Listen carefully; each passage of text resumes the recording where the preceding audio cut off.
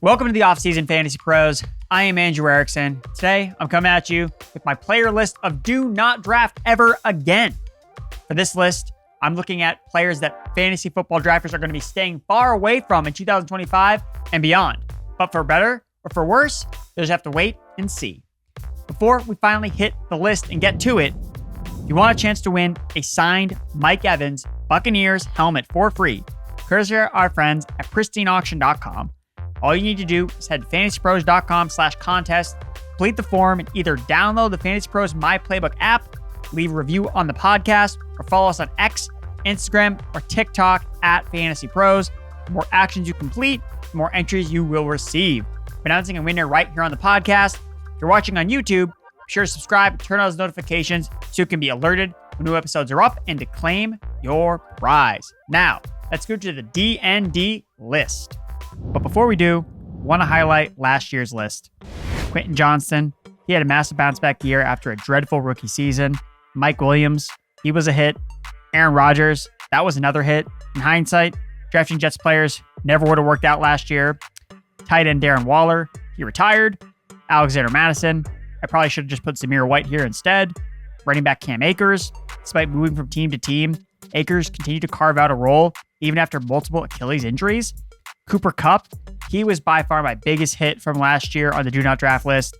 The injuries don't get easier as guys get older, and he fell even further off the grid in 2024. In his last 7 games, Kupp had more than 3 catches just twice. Running back Najee Harris, to quote Air Raid 1587 on X, I have no beef with the dude at all, but back-to-back seasons of watching him plod for 1,000 yards in the most uneventful way imaginable has me tapped out. I agree. Running back Austin Eckler, overall, he was fine on the Commanders when he was healthy. And lastly, Stephon Diggs. Although I changed my tune on Diggs after he got traded to Houston, and he was solid before his injury, but given his age at 31, his new injury, and free agent status, Diggs might be an even tougher click this season. Overall, not too bad of a list. Let's see if we can top it this year. We have to start with one guy who lapped the field in terms of do not draft responses. The man everyone loves to hate, Kyle Pitts.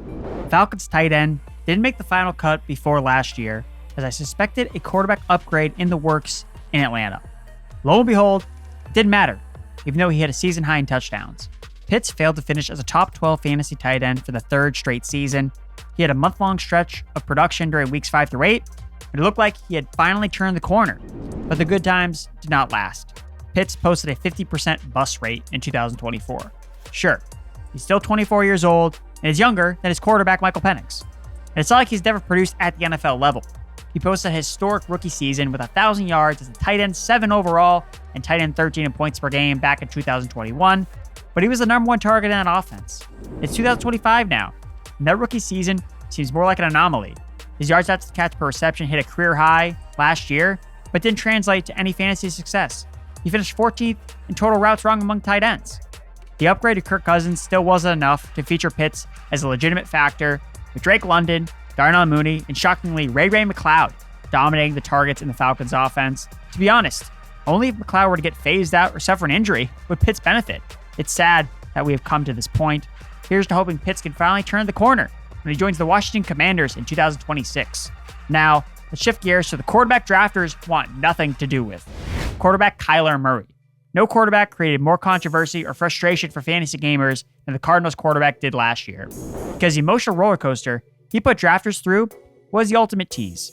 Among quarterbacks to finish in the top 12 overall, Murray's 38% bust rate was the highest.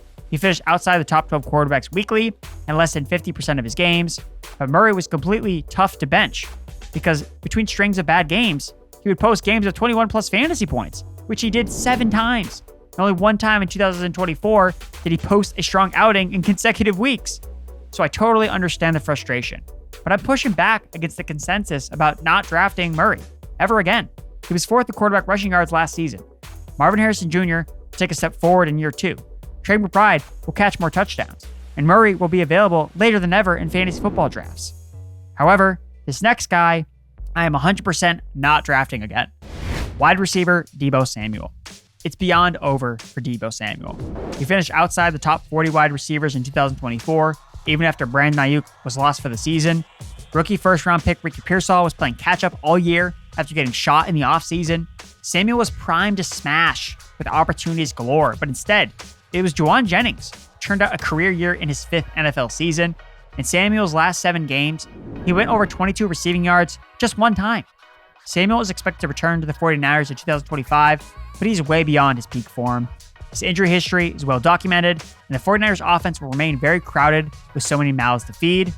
Before we get back to the do not draft list, already missing free fantasy football?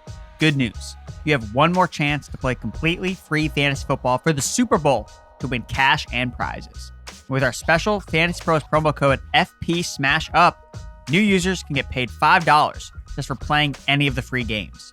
With Smash Up Sports, you can join nearly 10,000 other users to play free weekly tournaments that have cash prizes. And it's fun and easy to play. You set your fantasy football lineup just like you would on a lot of your favorite DFS sites, but then you get to use a salary cap to add Smash cards that can boost certain stats of your players based on the Smash cards you choose. Think Saquon is going to run wild over the Chiefs, play Unstoppable Freight Train, get 30 extra points if he has a run of 40 or more yards. Or that Patrick Mahomes locks onto Travis Kelce and play Tunnel Vision of Love to get 3 points for every target Kelce gets. Do you just know that Jake Elliott will botch another kick and play Double Doink to get 10 points for every missed field goal or extra point? Here's my lineup for the Super Bowl. I'm going chalk with Saquon Barkley in the Unstoppable Freight Train card. Next, I've got Devonta Smith with the starting wide receiver card for a 1.5x points multiplier. After that, it's Jalen Hurts with the Tush Push card, of course, meaning every rushing touchdown he gets will be worth 12 points. I'm rolling with DeAndre Hopkins, using the Roll of the Dice card, tripling his score if he plays under 30 offensive snaps. I'm locking in Xavier Worthy with my Speed Demon card, giving him 30 points if he has a reception of 40 or more yards. Samaje Perine gets the AC Birds Confidence card, which is an extra 3 points if the Chiefs prevail as favorites. My next Chiefs player is Juju Smith-Schuster, and he gets the not-so-wide receiver card, getting a 2x multiplier if he doesn't score. I've got Harrison Butker as my kicker with the extra credit card, meaning PATs are worth 3 points. And I rounded out the squad with Nico Reggio, my special teams card ace card, as the only hope for points is on kick and punt returns. Smash Up Sports has weekly cash contests and is 100% free, with no entry fees or pay-to-win mechanics. As a special bonus, for as one of our favorite FantasyPros superfans, if you register using the promo code FPSmashUp and set a free lineup for the Super Bowl, not only can you win cash, but Smash Up will give you $5 cash just for playing. The link to sign up is in the description. Now, let's get back to the players we will never even think about drafting in 2025. Wide receiver Amari Cooper. The Cooper trade to Buffalo did not work in real life nor in fantasy football. He had 3 games with at least 55 receiving yards and 4 games with 1 or fewer catches. He was constantly in a rotation with other Bills wide receivers and dealt with a wrist injury that forced him to miss 2 games.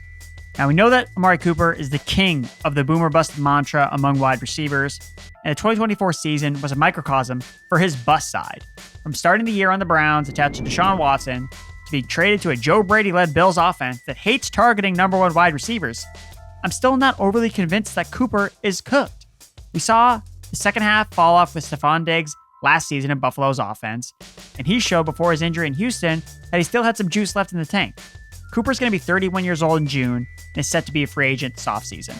I'll take my chances with him as a fantasy wide receiver 4, hoping he lands in a favorable situation. But this next running back, I can only hope to be as lucky for. Running back DeAndre Swift. I wasn't into Swift during the draft season. I felt justified after his RB19 finish and RB23 in points per game. He finished the season poorly, rushing for just 60-plus yards in 3 of his last 10 games. He was RB32 in points per game from week 9 onward. The draft class this year is stacked at running back, and Ben Johnson has entered as the head coach of the Bears. Yes, the same Ben Johnson who was with Swift during his first 3 years in the league. Johnson became the OC for the Lions in 2022, which coincided with Swift's complete fallout of the offense for Detroit. Swift posted a career low in yards per carry in 2024, finished the year as PFF's 6th worst graded running back, ranking 4th worst in rushing yards after contact per attempt. Per Next Gen Stats, Swift finished dead last in rushing yards above expectation per attempt. I think the Bears offense could improve next year with Ben Johnson and Caleb Williams in year 2, but I don't think that Swift will be a huge part of it. Speaking of offenses on the upswing, how about those Miami Dolphins? Wide receivers Jaylen Waddle and Tyreek Hill. the consensus wants nothing to do with the Miami wide receivers. Both Waddle and Hill were mega busts in 2024, but so much of that can be placed on the injury to Tua Tagovailoa. The offense crumbled without their starting quarterback. Now, admittedly, even when Tua was healthy, Hill and Waddle still underperformed compared to draft expectations. Hill had a wrist injury that he dealt with, and Waddle took a backseat in the offense with Jonnu Smith and Devon Achane vacuuming up the underneath targets. As a result, Waddle and Hill's yards cratered. But because this happened to both guys, I am more convinced that this is more about the system and offense than the actual skill. Hill is going to be 31 years old, so yes, maybe the age cliff is coming for him. But Waddle is only 26, after another down year where he just didn't score any touchdowns. Given how the Dolphins' season ended, I can't imagine they run back the same offense they deployed in 2024. If Hill continues on his decline, or Miami moves on, Waddle will benefit greatly. In 3 of Waddle's last 4 full games last season, he commanded 9+ targets, going over 99 yards, twice. Hill has an out in his contract at the end of the 2025 season, while Waddle is under contract until at least 2028. You don't want to draft Hill again as a top 10 wide receiver, be my guest. But Waddle as a fantasy wide receiver 3? I think I'm buying. That's the list of players we're never drafting again. If you enjoyed this video, be sure to give it a like, subscribe, share with all your friends, and go check out the early 2025 fantasy football rankings at fantasypros.com/rankings. And before you go, again, you want a chance to win a signed Mike Evans Buccaneers helmet for free, courtesy of our friends at pristineauction.com. All you have to do is head to fantasypros.com/contest, complete the form, and either download Fantasy Pros My Playbook app, leave a review for the podcast, or follow us on X, Instagram, or TikTok at Fantasy Pros. The more actions you complete, the more entries you will receive. We're announcing winner right on the channel. If you're watching on YouTube, be sure to subscribe, turn on those notifications so you can be alerted when new episodes are up and to claim your prize. Thanks for watching.